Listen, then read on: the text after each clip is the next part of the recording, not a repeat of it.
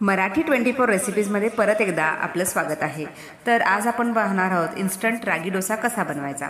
तर काय केलेलं आहे आपण, तर 1 कप रागीचं पीठ आहे, म्हणजे नाचणीचं जे पीठ आहे तर ते घेतलेलं आहे आणि 1 कप ज्वारीचं पीठ घेतलेलं आहे। जर तुम्हाला अजून तांदळाचं पीठ जरी घ्यायचं असेल तर तुम्ही घेऊ शकता, पण शक्यतो ज्वारीचं आणि नाचणीचं पीठ आपण घेऊन ते भिजवत घालायचं आहे। जर तुम्हाला ताकामध्ये किंवा दह्यामध्ये घालायचं असेल तर अर्धी वाटी दही किंवा ताक तुम्ही घेऊ शकता, उरलेलं तुम्ही पाणी वापरू शकता। त्यानंतर यामध्ये आपल्याला थोडेसे बारीक करून जिरे घालायचे आहेत। त्यानंतर चवीप्रमाणे तुम्ही जर त्यामध्ये खरडा किंवा मिरचीचे बारीक बारीक काप करून घातले तरी चालतं। बऱ्याचदा मी कांदा बारीक बारीक चॉप करून घालते किंवा कधी कधी कांदा न घालता सुद्धा केलेला असतो। तर हा आजचा डोसा बनवलेला आहे तो कांदा न घालता केलेला आहे। तर तुम्ही फक्त 10 मिनिट जरी हे पीठ किंवा हे मिश्रण भिजत ठेवलं तरी चालतं। त्यामुळे इन्स्टंट बनणारी ही रेसिपी आहे। अगदी तुम्हाला काही आठवत नसेल काय करायचं आहे, खूप कमी वेळ आहे, तर अगदी ह्या कमी वेळात तुम्ही हा खूप पौष्टिक असा नाचणीचा हा डोसा तुम्ही बनवू शकता। तर हल्ली पहा, नाचणीचा डोसा किंवा नाचणीच्या इडल्या हे प्रकार खूप अगदी ट्रेंडिंग आहेत आणि मिलेट जे काय आहेत तर ते मिलेटमध्ये आपल्याला हे नाचणीसुद्धा त्याचं समावेश आहे। तर ह्या इयरसाठी मिलेट ग्रेन्स आपण सगळेजण सात्विक आहार घेतो, तर ह्यातून आपल्याला ही रेसिपी बनवायची आहे। तर पहा, मुलांच्या म्हणजे तुम्ही सकाळच्या ब्रेकफास्टसाठी असेल किंवा मुलांच्या डब्यासाठी असेल, तुम्ही ऑफिसला जर तुम्हाला काही घेऊन जायचं असेल तर तुम्ही एकदम पौष्टिक आणि कुठल्याही वयोगटातील व्यक्तींना हा आवडता असा नाश्ता आहे। तर आपण काय करायचं आहे, 10 मिनिटं भिजल्यानंतर तुम्ही जो डोस्याचा तुमचा तवा आहे तर त्या तव्यामध्ये थोडंसं तेल तुम्ही टाकून तुम्ही तवा गरम करून घ्यायचा आहे आणि पातळ असं मीडियम असं मिश्रण करायचं आहे, जास्त घट्ट नाही जास्त पातळ नाही। तर मीडियम मिश्रण बनवल्यानंतर आपण हे असं तव्यावर पसरवलं आहे। तर 5 ते 10 मिनिटांमध्येच हा डोसा होतो।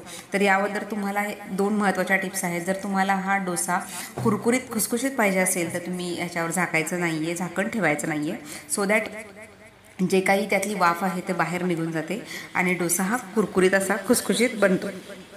क्रिस्पी पाहिजे असेल तर ही एक ट्रिक आहे। तर तुम्हाला मऊ हवं असेल थोडंसं, कधी कधी घावन मऊ असतं किंवा आंबोळ्या आपल्या मऊ असतात, त्याप्रमाणे तुम्हाला मऊ बनवायचं असेल तर तुम्ही त्यावर झाकण ठेवू शकता।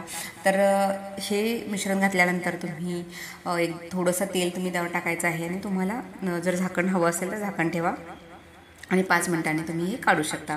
तर आम्ही झाकण न ठेवता हे आम्ही बनवलेलं आहे, तर त्याच्यामुळे काय होईल तर हा डोसा एकदम क्रिस्पी आणि खुसखुशीत होऊन जाईल। त्यामुळे झाकण न ठेवता बनवलेला हा डोसा आहे तर एकदम क्रिस्पी आणि कुरकुरीत झालेला आहे। तुम्ही कुठल्याही चटणीसोबत सर्व करू शकता। एकतर तुम्ही खोबऱ्याची चटणी बनवू शकता, त्यानंतर टोमॅटो सॉससुद्धा सोबत खाऊ शकता, त्यानंतर टोमॅटोची चटणीसुद्धा जर तुम्ही घरच्या घरी बनवली तर तीसुद्धा ह्याच्याबरोबर खूप सुंदर आणि टेस्टी लागते। तर आज मी खोबऱ्याच्या चटणीबरोबर हे बनवलेलं आहे। तर खोबऱ्याची चटणीसुद्धा एकदम सिंपल पद्धतीने आणि कमी वेळात होऊन जाते।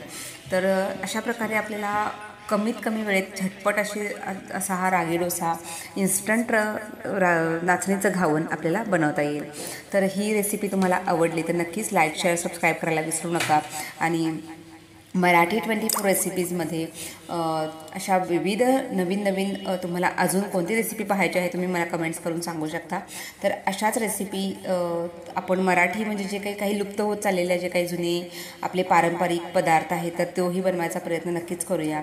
आणि मराठी जे काही आपले पदार्थ आहेत किंवा मराठी रेसिपीजच्या या चॅनलला तुम्ही नक्कीच जास्तीत जास्त लाईक शेअर सबस्क्राईब करायला विसरू नका। तर आपले आता ही रेसिपी तुम्हाला कशी वाटते नक्कीच मला कमेंट्स करून सांगू शकता। तर परत एकदा भेटू अशाच सुंदर रेसिपींसह, तोपर्यंत सर्वांना बाय बाय, सी यू। तर मस्त खा आणि मस्त राहा।